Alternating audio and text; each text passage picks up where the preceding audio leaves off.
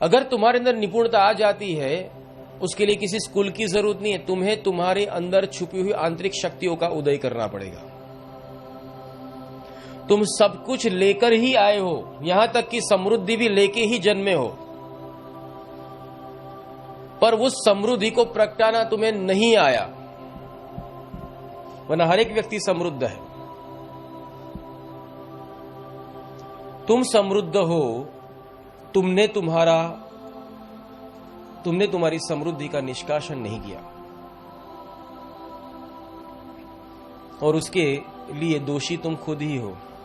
काफी लोगों को देखा है पूजा पाठ करते हुए, भक्ति करते हुए, सुबह होंगे तो भगवान को लेंगे, नहलाएंगे, तिलक करेंगे, पूजा पाठ करेंगे, फिर ये चालीसा वो चालीसा, फिर बाद में मेन कोर्स आएगा जिसमें लक्ष्मी प्राप्ति योग, कुबेर प्रयोग, धन धारा प्रयोग, अप्सरा प्रयोग, कनक धारा प्रयोग, धनवान प्रयोग, बस धन धन धन के प्रयोग। फिर श्रीयंत्र देखेगा, श्रीयंत्र देखता तो लगता हा मेरे पास पैसा, मेरे पास पैसा, मेरे पास पैसा, आगे आगे आगे। अमेरिका में कौन सा श्रीयंत्र है, यूके में कौन सा श्रीयंत्र है?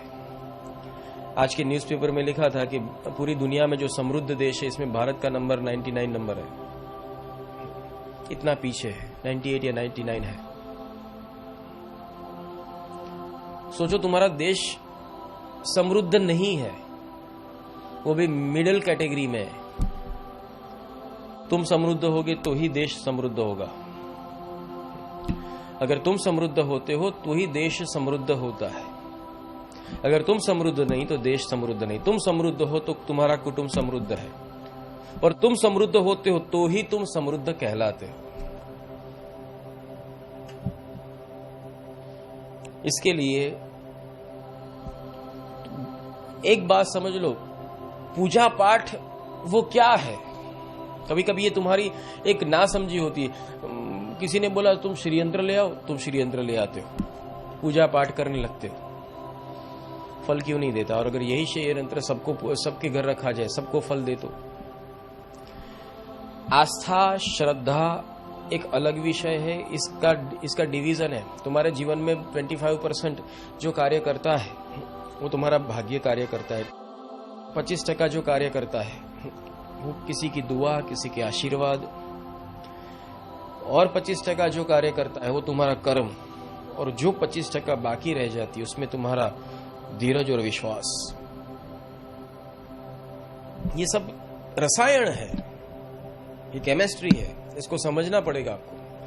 कब किसको बढ़ाया जाए, कब किसको संतुलित किया जाए, वो तुम्हें सोचना पड़ेगा, ये आना चाहिए। जिस व्यक्ति को इस क्रिया में संतुलन रखना आ गया वो निकल जाए। उसके हाथ में भगवान भी होने चाहिए और दूसरे हाथ में माया भी, और दोनों में संतुलन करता हुआ वो स्थित प्रज्ञ होकर चले। यही बात को सुंदरता से महाभारत के अंदर एक दृष्टांत है, उसके द्वारा दर्शाया गया है कि अर्जुन ने द्रौपदी को कैसे प्राप्त किया। तो तराजू के दोनों पल्लों में उसने बैलेंस किया। उसकी दृष्टि नीचे पानी में थी, गहराई में, पर उसमें वो प्रतिबिंब किसका देख रहा था? ऊपर चलती हुई मछली, और उसमें रही उसकी आंख। आप लोग कथाओं में जाते हो, पर कथाओं के पीछे एक्चुअली कथाएं बनी इसलिए कि कथा के माध्यम से लोगों तक तो बोध पहुंचाया जाए। इसके पीछे बोध क्या है उसके ऊपर थोड़ा प्रकाश डालो कि तुम अभी जीते कहां हो इस जगत में, तो यहां भी तुम्हारा बैलेंस होना चाहिए। और जहां तुम अनंत युगों तक निश्चितता से जीने भी जाने वाले हो, वहां भी तुम्हारा बैलेंस होना चाहिए। दोनों की सत्ता तुम्हारे हाथ में होनी चाहिए। दोनों की सत्ता तुम्हारे हाथ में। तुम जब तक यहां रहोगे तो तब तक तुम्हें सही तो रहना ही पड़ेगा।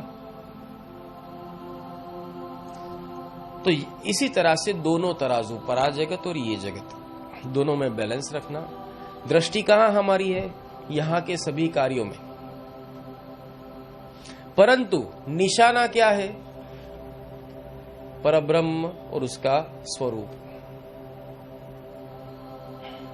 आसमान में जो रमता हुआ ब्रह्म है, उसकी आंख, उसकी दिव्य दृष्टि, उसमें मैं समा जाऊं। इसके पीछे का बोध है।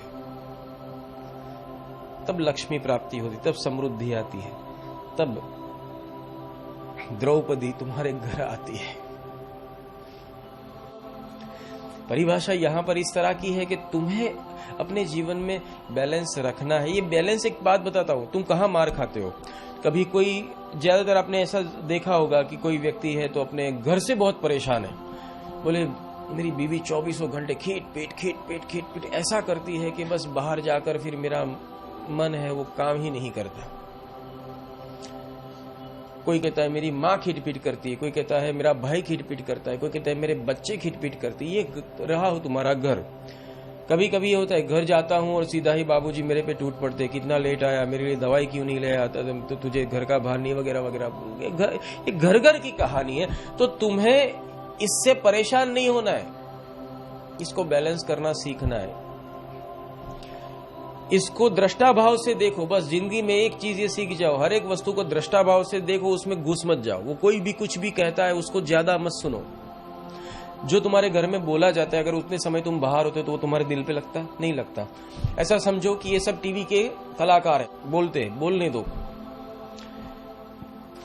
तुम उनको मदद करना बंद मत करो। तुम, तुम्हारी सहूलियत है, उससे मदद, उस तरह से मदद कर भी दो और अपेक्षा भी ना रखो कि वो मेरी वाहवाही करे। हो गया बैलेंस। न प्रशंसा हो तो भी खुश होना, न अगर गिरावट आए तो भी दुखी होना।